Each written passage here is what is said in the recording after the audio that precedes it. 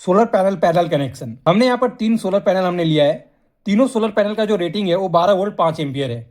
अब इस तीनों सोलर पैनल को हम पैरेलल में कैसे कनेक्ट करते हैं? सबसे पहले हम इस पैनल के प्लस को हम इस पैनल के प्लस से हम कनेक्ट करते हैं। उसके बाद फिर हम इस पैनल के प्लस को इस पैनल वाली प्लस के साथ हम कनेक्ट करते हैं।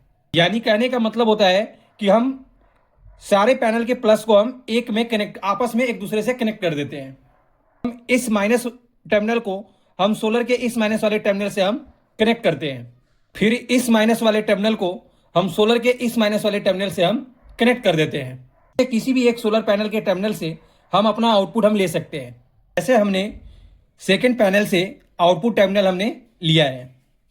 हमने लिखा है कि व्हेन 2 या more solar panels are connected in parallel, यानी जब हम 2 या 2 से अधिक सोलर पैनल को आपस में एक दूसरे से हम पैरेलली जब कनेक्ट करते हैं तो जो करंट होता है वो इंक्रीज कर जाता है, यानी करंट बढ़ जाता है और वोल्टेज रिमेन्स द सेम, यानी जो सोलर पैनल का जो वोल्टेज होता है वो हमारा सेम रहता है। यानी हम कह सकते हैं कि जब हम सोलर पैनल को पैरेलल में कनेक्ट करते हैं तो जो करंट होता है वो इंक्रीज कर जाता है और जो सोलर पैनल का जो वोल्टेज होता है वो हमारा सेम रहता है।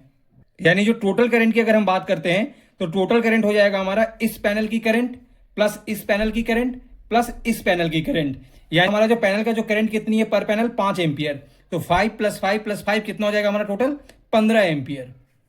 इसी तरह से अगर हम टोटल वोल्टेज की अगर हम बात करते हैं तो टोटल वोल्टेज क्या हो जाएगी इस पूरी पैनल का हमारा 12 वोल्ट, क्योंकि पैरेलल में जो वोल्टेज होता है वो हमारा सेम रहता है। हमें यहाँ पर जो वोल्टेज मिलेगी वो क्या मिलेगी हमें 12 वोल्ट।